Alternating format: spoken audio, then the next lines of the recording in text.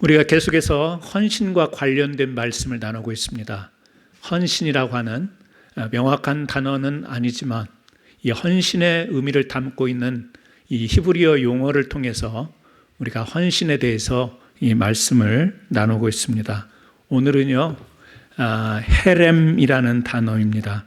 헤렘이라는 단어인데 우리 복습하기 위해서 처음에 네다바 주보 뒤에 나오죠. 네다바 기억이 나실 겁니다. 밀루 예드켐, 그리고 지난주에는 우리가 아바드, 굳이 이 말을 기억할 필요는 없겠습니다. 하지만 우리가 이렇게 말씀의 의미를 새기면서 그때그때 주시는 하나님의 메시지를 받았으면 좋겠습니다. 오늘은요, 헤렘이라는 단어예요. 이 헤렘이라는 단어는 레위기, 또 신명기, 여호수아, 그 앞에 출애굽기, 가장 많이 나오는 것은 여호수아입니다. 17번 나오는 단어인데요. 오늘 우리가 출애굽기 22장 20절 말씀을 읽었잖아요. 여호와 위에 다른 신에게 제사를 드리는 자는 멸할지니라. 여기서 멸하다 이 말이 바로 헤렘이라는 단어를 씁니다. 멸하다. 또 레위기 27장은 우리가 27장 28절 말씀을 읽었는데 오직 여호와께 온전히 바친 이 구절이 나오죠. 그러니까 헤렘이라는 단어는 이 두 가지의 내용을 가지고 있습니다. 하나는 멸하다, 진멸하다 그런 뜻을 가지고 있고, 또 하나는 온전히 바치다 그런 뜻을 가지고 있습니다. 조금 어렵습니다. 어렵지만 우리가 이렇게 이해를 하면 되겠습니다. 뭐냐면 진멸하여 온전히 바치다, 이렇게 연결해서 생각하면 되겠습니다. 이스라엘 백성이 애굽에서 나옵니다. 그리고 하나님의 지시와 하나님의 인도함을 통해서 이제 광야를 거쳐 가나안 땅으로 가게 되죠. 그때 주신 명령이 헤렘 명령입니다. 뭐냐면 가나안 땅에 가서 거기에 7 족속이 있는데 그들을 진멸하고, 그리고 그 땅과 그들의 전리품을 하나님께 온전히 바치는 것, 이게 뭐냐면 헤렘 명령이에요. 그러니까 진멸도 하고 거기에서 획득한 모든 것을 자기네들을 위해서 쓰는 게 아니라 하나님께 온전히 바치는 것, 이게 이제 헤렘이 가지고 있는 말의 의미입니다. 그러니까 조금 성경으로 보게 되면 이스라엘 백성들이 출애굽하여 가나안 땅에 들어갔을 때 적용되어지는 명령 아니겠어요? 하지만 이 헤렘이라고 하는 이 명령이 오늘 우리에게 있어서 이 헌신의 삶을 살아가는데 어떤 이해와 의미를 갖는가를 우리가 적용해서 이 말씀을 생각해 보려고 합니다. 신명기 7장 2절에 헤렘 명령이 이렇게 소개되고 있습니다. 여러분 주보 뒤에 있으니까 같이 읽어보겠습니다. 내 하나님 여호와께서 그들을 내게 넘겨 내게 치게 하시리니 그때 너는 그들을 진멸할 것이라. 그들과 어떤 언약도 하지 말 것이요 그들을 불쌍히 여기지도 말 것이며. 여기에도 보면 이스라엘 백성들에게 가나안 땅에 들어가게 되면 그들을 치라 그렇게 하시죠. 근데 그 치게 하는 주체가 누구냐면 하나님이십니다. 하나님이 이스라엘 백성들로 하여금 치게 하시는 거예요. 너는 그들을 진멸할 것이라, 이런 명령이 나오죠. 그런데 실제로 이 이스라엘 백성들이 이렇게 하나님의 명령을 받고 가나안 땅에 가서 이 진멸의 전쟁, 싸움, 그래서 여리고성을 정복하고 아이성을 정복하고 그 가나안 땅을 이 정복해 나가는데, 이렇게 신명기에서 말씀한 것처럼 이스라엘 백성들이 이 헤렘 명령을 온전하게 다 준수하고 온전하게 바쳤느냐? 여러분이 이스라엘 역사를 잘 아시지만 그렇지 못했다라는 거예요. 진멸하고 바치라 그랬는데 못했습니다. 그 중에 대표적인 사건 여러분들이 기억하실 거예요. 아간이라는 사람이 있죠. 이 아간이라고 하는 사람이 이제 이 싸움과 그 가나안 족속들을 이제 물리치고 정복을 해야 되는 그 과정 속에서 하나님께 이 전리품으로 획득하는 것은 다 바쳐야 되는데 그것을 자기가 가로채잖아요. 그게 이제 여호수아 7장 1절 말씀에 나와 있습니다. 이 말씀도 우리 같이 한번 읽어보겠습니다. 이스라엘 자손들이 온전히 바친 물건으로 말미암아 범죄하였으니 이는 유다 지파 세라의 증손 삽다의 손자 아들 아간이 온전히 바친 물건을 가졌음이라. 여호와께서 이스라엘 자손들에게 진노하시니라. 아간의 이야기를 하는데요, 여기서 눈여겨볼 구절이 있죠. 온전히 바친 물건으로 말미암아 범죄하였다. 여기서 말하는 온전히 바친 물건, 온전히 바쳐야 할 물건, 이게 뭐예요? 하나님이 헤렘 명령으로 가나안 족속을 물리치고 거기에서 획득한 모든 것, 이게 뭐냐면 온전히 바쳐져야 될 그런 물건인 거예요. 근데 아간이 이것으로 말미암아 범죄했다. 그런데 아간 개인을 이야기하는 게 아니라 이스라엘 전체로 하나님은 그렇게 말씀하는 것을 볼 수가 있습니다. 헤렘의 명령이 진멸하라는 내용이어서 조금 당황스러울 수가 있습니다. 성경 전체를 보면 하나님은 사랑의 하나님이고 유대인뿐만 아니라 이방인, 이 세상의 모든 열방의 사람들을 하나님은 부르시기를 원하는데, 우리가 이 이스라엘의 역사 가운데서 보면, 가나안 땅을 정복하는 과정에서 보면 그들을 남기지 말고 가축까지 다 진멸하라는 말씀 앞에 우리는 좀 당황스럽지 않습니까? 그 방법이 아니면 더 좋았을 텐데, 이 평화의 하나님께서 평강을 주시고자 이 땅에 오신 예수 그리스도, 우리가 그분을 믿는데 이렇게 뭔가 진멸하고 몰살시키는 것은 이 하나님답지 않은 모습이 아닐까 해서 수많은 사람들이 이 문제를 해석해 보려고 노력을 했습니다. 초대교회 교부들도 노력을 했고, 또 많은 신학자들도 이걸 어떻게 이해해야 되나 하고 이렇게 자기네들의 주장을 펼치기도 했지만 지금까지 시원한 답을 들어본 적이 없습니다. 우리도 마찬가지입니다. 안타깝긴 한데 그 가나안에 있는 족속들을 하나님께서 멸하라고 하셔서 그들이 다 멸망해버리는 것, 이것을 통해서 이스라엘이 하나님의 선민으로 우뚝 선다라는 것이 그렇게 마음이 편할 일은 없습니다. 그런데 우리가 성경의 그림을 좀 넓게 펼쳐보고 큰 그림으로 보게 되면, 여러분, 이스라엘 백성들이 하나님이 명령하신 대로 가나안 땅에 들어가서 그들을 정말 하나님 말씀처럼 온전히 다 진멸했나요? 못했나요? 못했습니다. 성경에 보면 이렇게 엄중한 명령이 있고 이스라엘 백성들은 그 명령을 따라야만 될 것 같은, 그런데요, 이 아간을 필두로 해서 계속 되어지는 일은 뭐냐면 이 헤렘 명령 이 자체를 그들이 온전하게 지키지 못했다라는 거예요. 가나안에 정착할 때부터 계속해서 왕정시대로 이어지는 그때까지 이 말씀을 우리가 살펴보게 되면 이스라엘은 진멸해야 될 대상을 진멸하지 못합니다. 이 하나님이 어떤 그림을 그리셨는가를 우리가 간접적으로 이해할 수 있는 것, 그것은 뭐냐면 이 헤렘의 명령이라고 하는 것이 어느 한 부족을, 가나안의 지역에 있는 사람들을 몰살시키는 것이 하나님의 목적이 아니었죠. 그게 목적이 아닙니다.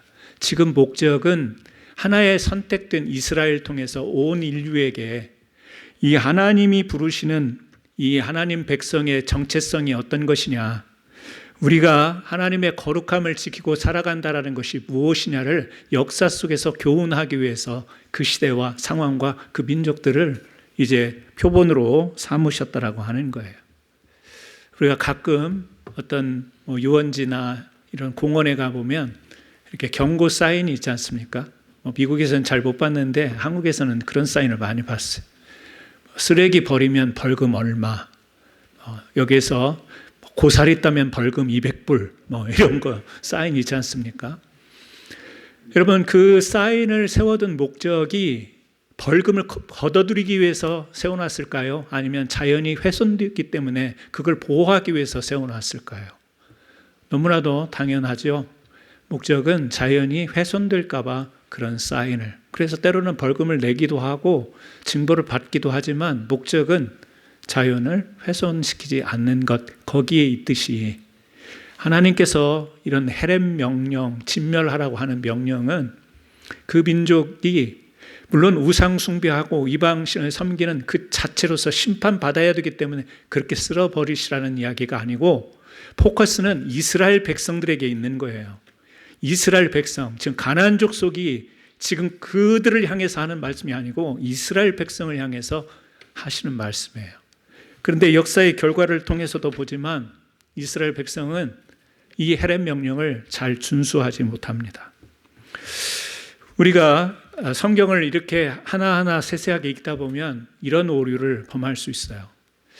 그래서 수많은 이스라엘 나라도 그랬고 이 땅에 이 성전, 거룩한 전쟁을 벌인 사람들이 성경에도 이렇게 하나님 편에 서서 물리치고 진멸하는 일들이 있지 않는가. 거기서 명분을 가지고 학살하기도 하고 점령하기도 하고 빼앗기도 하고 이런 일들이 자행이 됐고 이런 일은 지금 오늘 현재도 일어나고 있는 거예요. 그것은 굉장히 하나님의 의도를 잘 모르는 성경의 해석이며 적용이 되는 것입니다.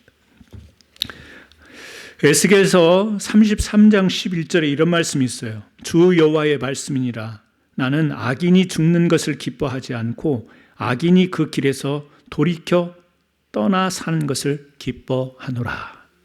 악인이기 때문에 하나님은 진멸시켜버리고 쓸어버리기를 원하는 게 아니고 어떤 악인이 되었더라도 그들을 회복시키고 돌이키시기를 원하는 게 하나님의 마음이에요.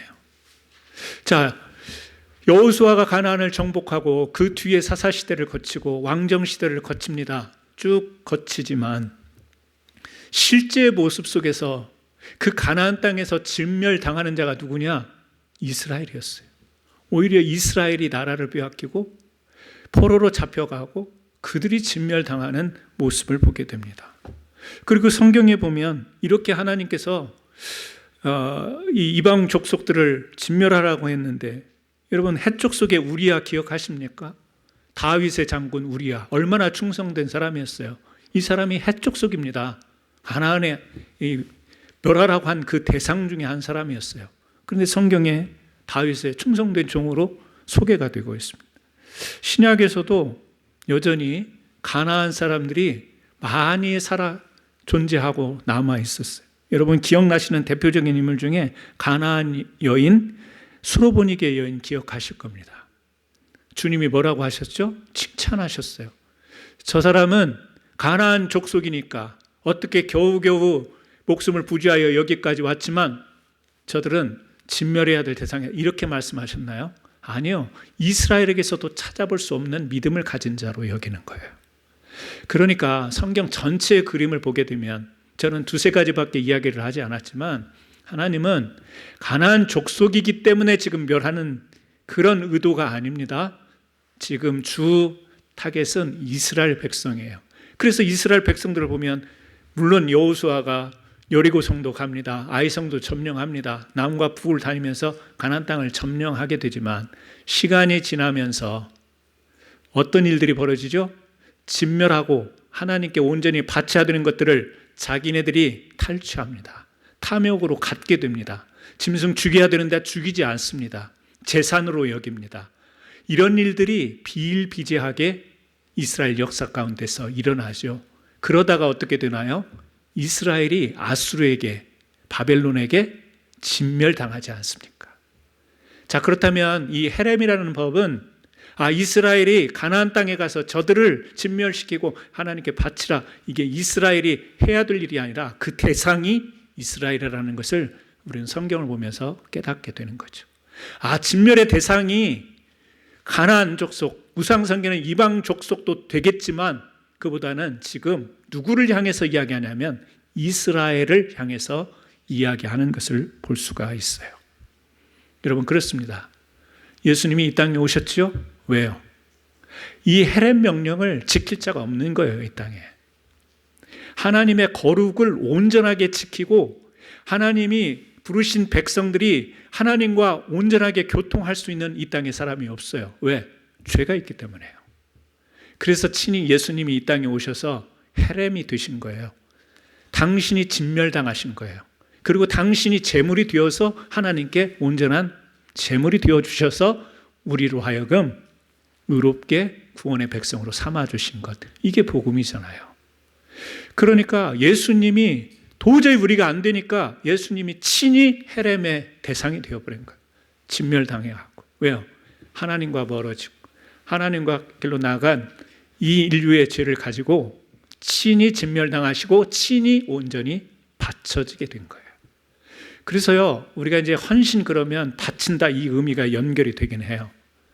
그런데 어제 아침에 말씀도 나눴지만 성경에 온전이라는 단어가 등장을 하는 곳에는 항상 뭐가 따르냐면 우리가 온전하지 못하는 것이 따라와요. 온전히 바치라, 온전히 예배하라, 온전히 섬겨라, 온전히 사랑하라 라고 이야기하는 성경의 구절이 왜 그렇게 등장하냐면 우리가 온전하게 살아갈 수가 없기 때문에, 온전히 섬기지 못하니까, 온전히 사랑하지 못하고 온전히 헌신하지 못하기 때문에 성경은 온전히. 그런데 우리가 유일하게 온전히 바칠 수 있는 게 있어요. 그게 뭐죠? 예수 그리스도. 우리가 바친 게 아니죠? 그런데 우리가 바친 제물이 되신 거예요. 우리가 온전히 하나님께 바칠 수 있다라고 이야기할 수 있는 것은 딱 한 가지. 뭐예요? 예수가 우리를 대신하여 십자가에 죽으시고 부활하신 것. 이것만이 우리에게 온전한 바침이 되는 거예요. 다른 것은요, 아무리 우리가 노력하고 애를 쓰고 정말 힘을 기울여도 우리는 온전한 바침을 가지고 살아갈 수가 없는 겁니다. 자, 성경의 전체적인 내용을 우리가 이런 관점으로 보게 된다면, 하나님은 우리를 거룩으로 부르셨는데 이 헤렘이라고 하는 것, 진멸하고 온전히 바치는 그것을 하나님은 거룩이라고 이야기를 하는 거예요. 그렇게 되어야 하나님과 함께 할 수 있는 거룩의 상태가 되는데, 오늘 우리가 헌신이라고 하는 것, 애를 쓰고 힘을 쓰고 봉사하고 일을 하고 이런 헌신을 통해서 우리가 생각하는 이 헌신을 통해서 우리가 거룩이 될 수 있느냐? 아니라는 거죠. 좀 신학적인가요? 너무 신학적인 흐름인가요? 그런데 여러분, 우리가 어떤 일을 한다고 해서 그게 거룩한 일이 되고 내가 땀을 흘리고 수고한다고 해서 그것이 거룩이 되는 것은 아니에요. 그 말은 우리가 어떤 일을 하더라도 우리의 중심은 예수 그리스도여야 된다는 이야기예요. 주님과 함께하는, 주님과 코드가 맞지 않는 열심과 봉사와 일들은 그건 헌신이 될 수 없다. 온전한 바침이 될 수 없다라고 하는 거예요. 그래서 여러분, 우리가 헌신 그러면 뭘 생각해야 되느냐? 주님을 생각해야 돼요. 헌신은 온전히 바치는 것인데 나는 바치려고 애는 쓰지만 나는 온전하지 못한데 주님이 나의 온전한 바침이 되어주셨기에 내가 무슨 일을 하든지 간에도 이 구원의 주님을 생각하면서 이 구원의 주님이 오신, 그리고 나를 대신한 자의 의미를 되새기면서 헌신에 임할 수 있어야 우리가 제대로 된 헌신을 할 수 있다는 것. 또 한 가지가 있습니다. 이 아간의 사건과 더불어서 헤렘이 적용된 구체적인 사례가 있는데 그게 누구냐면 이스라엘의 초대왕 사울이에요. 벌써 짐작이 가시죠? 사무엘상 15장에 보게 되면 사울은 이스라엘의 천천지 원수 같은 아말렉과의 싸움을 나갑니다. 어떻게 했나요? 승리했습니다. 물리쳤습니다. 그 세력을 칠 것을 명령받은 이 헤렘의 명령이 아름답게 맺어진 겁니다. 그런데 문제가 생겼죠. 아말렉 민족의 전리품 가운데 가장 좋은 것을 진멸하지 못합니다. 이것을 이제 사무엘을 통하여 하나님이 지적을 하시니까 그때 사울이 어떤 변명을 하죠? 가장 좋은 것으로 하나님께 제사 지내려고 했다. 하나님께 바치려고 했다라고 이야기를 합니다. 여러분, 진멸하고 그냥 하나님께 바치는 이 자체가 헌신이 되며 드림이 되는 건데 자기는 별도로 제사를 생각하고 이 좋은 물건으로 너무 아까우니까 이거를 다 처벌하거나 또 없애거나 아니면 제물로 하나님 앞에 갖다 드리기가 아까우니까 지금 마음에서는 탐심이 있으면서 하는 이야기는 뭐냐면 하나님께 제사를 드리려고, 말이 뭐예요? 변명이 뭐예요? 내가 바치려고 라는 이야기입니다. 자, 헤렘도 받침이고 지금 사울이 바치려고 말했던 그 받침도 받침이에요. 뭐가 다르나요? 하나님의 말씀의 순종과 하나는 탐심으로 드리려고 하는 바침의 차이예요. 겉으로 보면 다 제사를 지내고 하나님께 바치는 것처럼 보여요. 하나는 순종으로 바치는 게 있고 하나는 탐심으로 바치려고 하는 것이 있어요. 실제 바치려고 했나요? 그렇지 않죠. 자기 것을 삼으려고 한 것이죠. 그래서 유명한 말씀이 남기지 않습니까? 순종이 제사보다 낫고. 그래서 우리의 헌신이라고 하는 것은 가장 먼저 순종으로부터 시작돼야 될 줄로 믿습니다. 우리의 헌신은요, 순종으로부터 시작이 돼야 됩니다. 순종으로 시작이 되지 못하는 우리의 헌신은 탐욕이 될 수 있습니다. 탐욕으로 흘러갈 수가 있습니다. 아간과 사울의 사건이 공통적으로 이 말하는 헤렘의 의미, 단순히 공격해서 진멸하라 이런 의미가 아닙니다. 나와 경쟁하는 상대를 남김없이 몰살하라는 이야기도 아닙니다. 사적인 탐욕, 사욕, 이것을 하나님께 순종으로 드릴 수 있는 이것에 관한 말씀인 것입니다.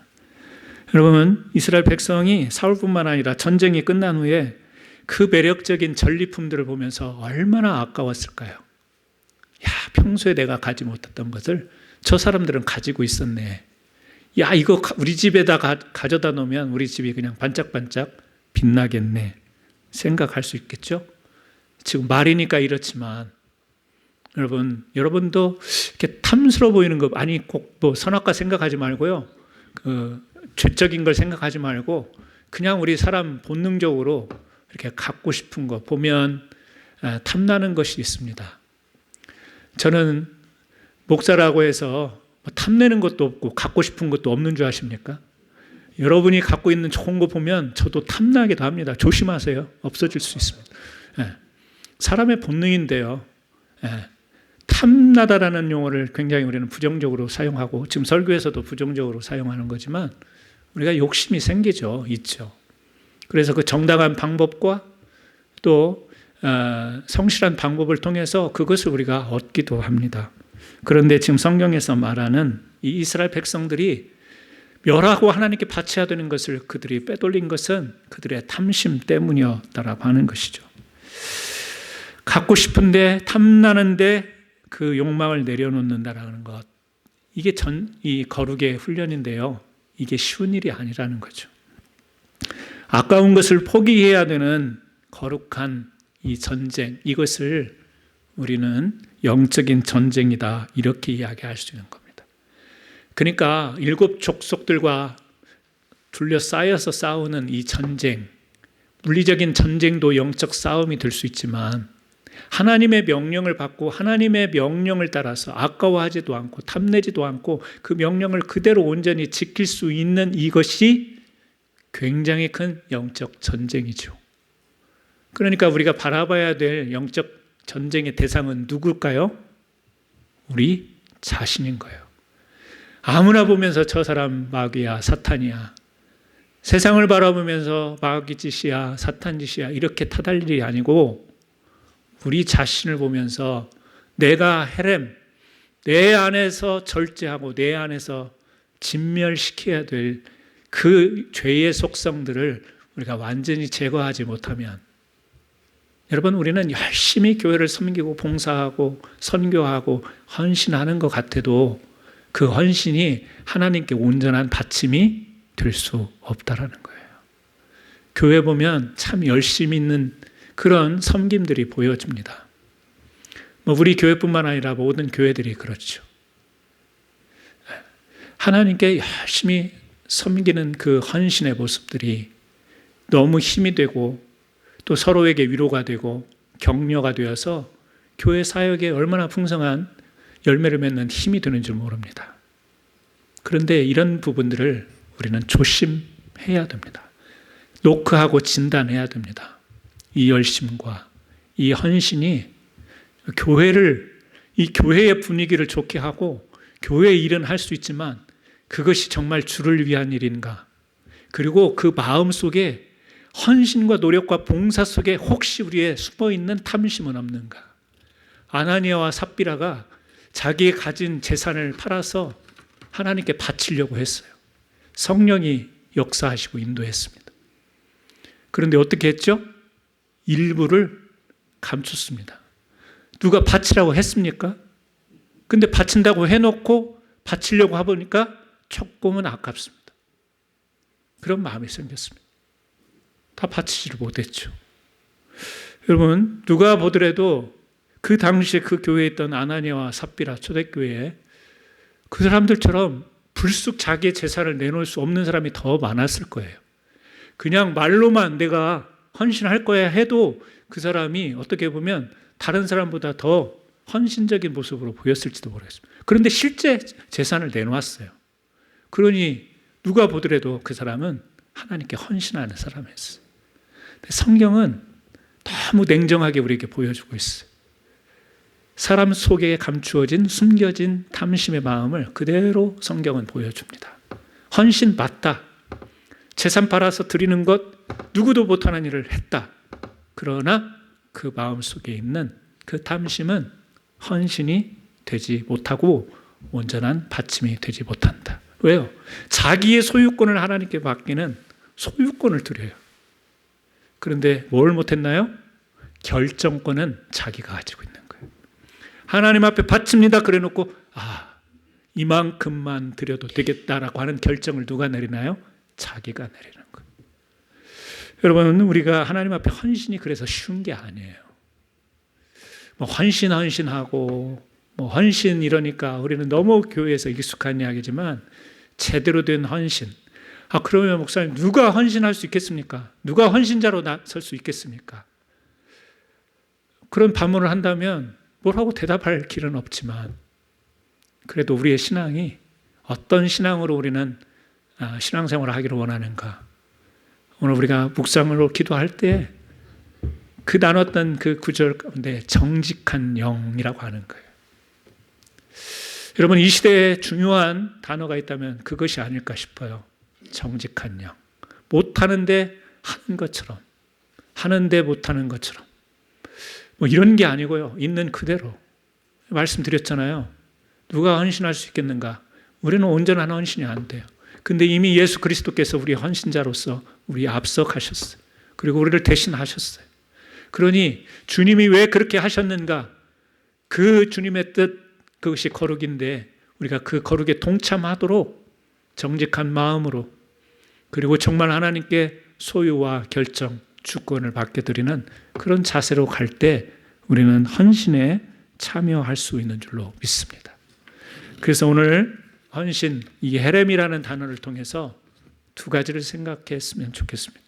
하나는 헌신을 할 때, 일을 할 때, 어떤 수고를 할 때, 봉사를 할 때, 어떤 요청이 있을 때 주님을 먼저 떠오르셔야 된다는 거예요. 주님이 진멸당하셨어요. 주님이 온전히 바침이 되었어요. 주님이 헌신되어 주셨어요. 나를 대신해서. 그러면 나는 할 게 없나요? 이 은혜를 붙들고 주님과 연합하는 이 믿음의 삶을 살아야 되는 것 아니겠습니까?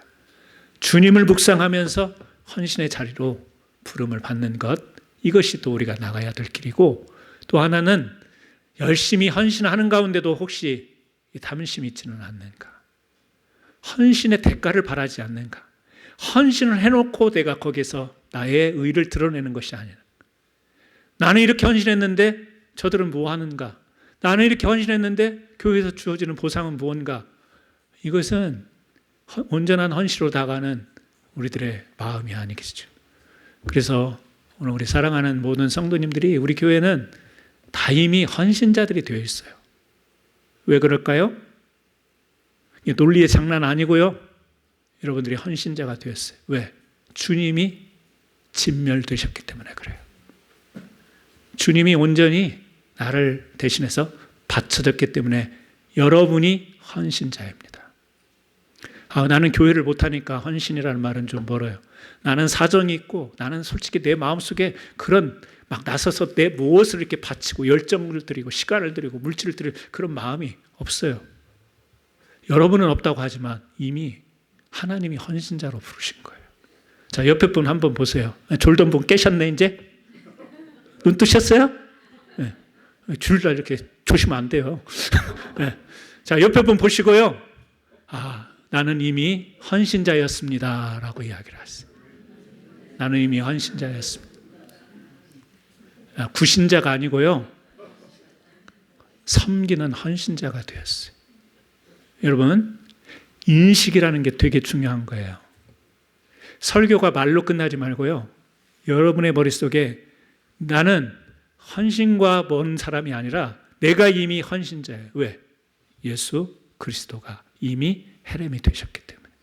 그렇다면 좀 여러분에 있는 탐심을 내려놓을 수 있지 않겠습니까? 이것저것 계산하면서 교회 일을 하고 이것저것 따지면서 이것저것 가려가면서 우리가 들어갈 때 빠질 때 빠지는 게 지혜로운 것이긴 하지만 그런 것이 아닌 어떤 탐욕의 마음을 품고 헌신을 우리가 대가를 바라고 내 의와 자랑과 명예를 생각하고 하는 헌신은 이미 우리에게서는 이제 먼 헌신이 아니겠습니까? 저는 우리 캔사스 한인 장로교회가 헌신하는 교회가 되기를 바라고 그 교회를 가득 채우고 있는 모든 성도님들이 헌신자로 하나님 앞에 나가기를 예수님의 이름으로 축원합니다. 이 시간 같이 기도하겠습니다. 하나님, 헤렘이라는 단어가 진멸을 의미하고 온전히 바친다라는 의미인데 오늘 내게도 이 진멸과 온전히 바치는 것이 우리 신앙으로 자리 잡게 하여 주옵소서. 내 안에 있는 탐심과 죄성을 진멸하게 하시고 하나님이 거룩으로 부르는 자리에 성실과 정직으로 귀한 신앙으로 바쳐지는 삶을 살 수 있기를 원합니다. 우리 고백하는 마음으로 이 시간 같이 한번 기도하겠습니다. 하나님 아버지, 오늘 저희들이 계속해서 헌신에 관한 말씀을 나누었습니다. 출애굽기와 레위기 또 신명기 여호수아의 말씀을 통하여서 하나님이 진멸하라고 하시며 온전히 바치라는 이 의미를 저희들은 어느 대상에게서 찾는 것이 아니라 나 자신에게서 찾습니다. 하나님, 우리의 죄성을, 우리의 탐심을 보면 내가 진멸당해야 되는 대상인데 예수 그리스도를 통하여서 이미 진멸으로 하여금 이 진멸 가운데서 의로운 백성으로 삼아주시고 지금도 하나님의 거룩한 백성으로 이렇게 믿음과 또 교회의 헌신의 삶과 세상에서 사회의 삶을 살아가고 있습니다. 하나님, 우리에게 탐심을 내려놓고 우리의 주어진 삶 가운데서 하나님의 거룩과 이웃을 또 사랑하고 하나님을 사랑하는 아름다운 삶의 사명을 잘 감당할 수 있는 은혜를 저희들에게 허락하여 주옵소서. 예수님의 이름으로 기도드리옵나이다. 아멘.